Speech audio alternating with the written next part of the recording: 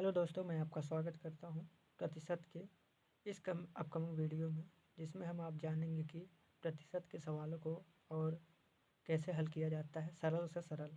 यह सवाल बहुत ही इम्पोर्टेंट है परीक्षा की दृष्टि से और सभी परीक्षाओं में पूछे जाते हैं, जैसे यूपीएसआई या एसएससी और भी बड़े परीक्षाओं में।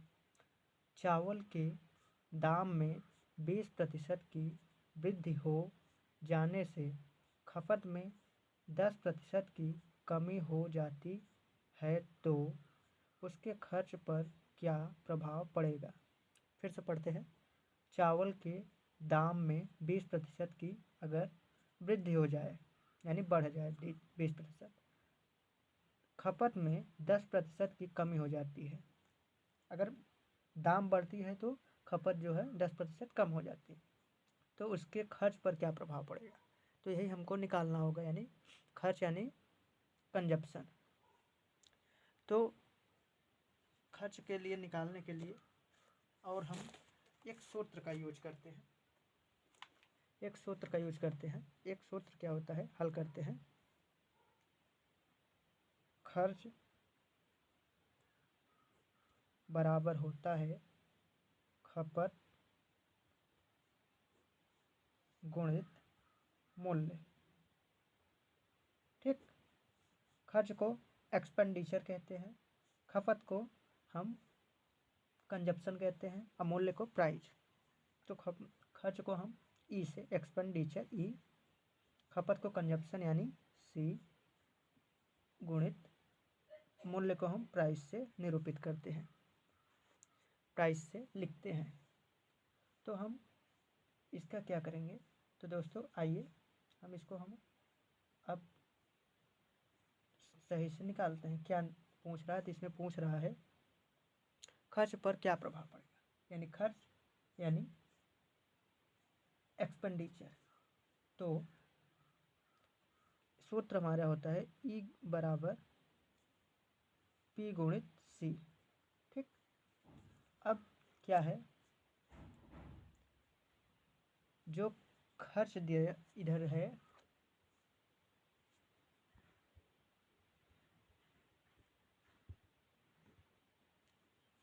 हम दोस्तों पहले क्या करते हैं, खपत निकालते हैं। खपत यानी इधर सी, इधर गुणे में है तो इधर आएगा तो भाग में हो जाएगा।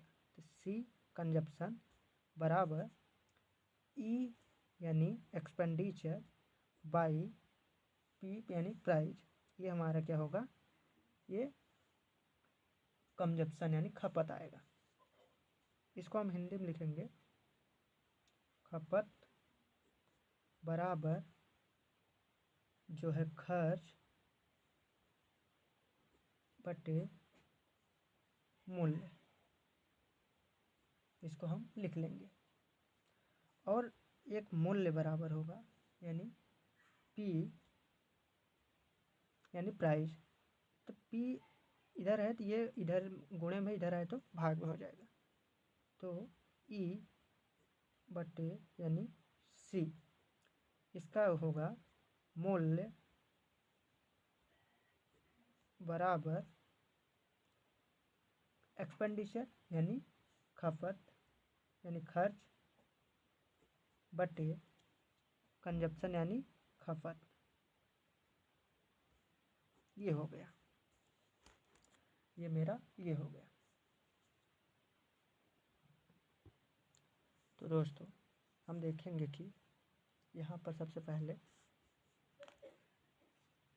खर्च बराबर खपत गुणित मूल्य। खर्च यानी ई एक्सपेंडिचर बराबर खपत कंजप्शन यानी सी, ये पी यानी मूल्य। अब क्या है, सी जो है कंजप्शन में, अब यहाँ देखते हैं 10% की कमी हो रही है। 10% कमी यानी 10% लिखेंगे। यहाँ पर क्या हो रहा है, 10% की कमी यानी कम हो रहा है। और इसमें क्या है, जो वृद्धि हो रही है दाम में वृद्धि 20%, दाम में वृद्धि यानी पी। तो पी कितने हैं 20% की वृद्धि हो रही है। 20% की वृद्धि हो रही, तो 10% को हम अगर सही में लिखेंगे 10/100 होगा। 10/100 होगा। 10/100 होगा, तो इसको हम जैसे काटेंगे 1 से, ये 1 से 1 जीरो, 1 जीरो कट गया। ठीक, 1 जीरो से 1 जीरो कट गया। यहाँ क्या बचा? 1/10। ऐसे ही 20 को क्या करेंगे? 20/100। यहाँ पे भी 1 जीरो से 1 जीरो कट जाएगा। 1 जीरो से 1 जीरो कट गया, 2 से कटेगा ये 10 5 बार, यहाँ आएगा 1/5। अब इसको हल करते हैं। अब क्या दिया है? P कितना दिया है? P है, P पूरे यानी वृद्धि हो रही है, तो वृद्धि यानी जुड़ जाएगा। 5 1 6, 1 और 5 6, तो जो है 6 में से कितना है मूल्य हमारा? ये 5 है। और जो C दिया है, C कितना है? कमी हो रही है, तो यानी 10 में से 1 कम हो रहा है, तो यहाँ 9, और कम कितने में से हो रहा है? कि ये है 10 में से। ठीक, अब हमको क्या निकालना है? ई निकालना है। तो ई निकालने के लिए अब इसको और इसको बराबर करना पड़ेगा। तो बराबर करने के लिए देखते हैं इसमें कितने का गुणा होगा। इसमें 2 का गुणा होगा, तो ये दोनों तरफ हो जाएगा। ठीक, तो 5 दूना ये 10 होगा, तो 10 से, ठीक ना, बराबर। अब जैसे इसको काटेंगे 5 का नंबर 5 दूनी 10, तो ये 2 हो जाएगा। ठीक, अब क्या है?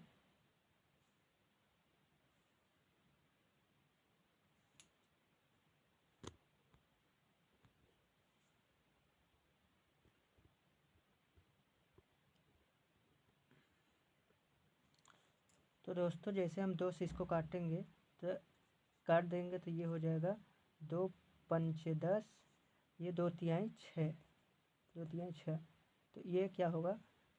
अब गुणा कर लेंगे ऐसे सीधे सीधे। 5 25 अनुपात 9 त्रिक 27। अब इसमें हम अंतर देखेंगे, दोनों में अंतर कितना है? अंतर दोनों में 2 का है। 2 का अंतर है, तो 2 का कितने पर अंतर है? यानी 25 पर। 25 पर 2 का अंतर क्या होगा? तो इतना करेंगे, 2/25 गुणित 100। अब इसको काटेंगे, 25 से काटेंगे, 25 चौका ये 100। अब यहाँ पर 2 और ये कितना हो जाएगा? गुणित 2 × 4 बराबर 4 दूना 8% वृद्धि है। ठीक, तो अब देखते हैं सवाल में कहाँ 8% है। ये 5% नहीं होगा, ये 8%, यही हमारा आंसर हो जाएगा। ठीक, तो दोस्तों आपको कैसा ये वीडियो लगा हमें कमेंट करके जरूर बताइए, और ऐसे वीडियो पाने के लिए लाइक सब्सक्राइब और शेयर करना ना भूलिएगा। तब तक के लिए मिलते हैं नेक्स्ट वीडियो।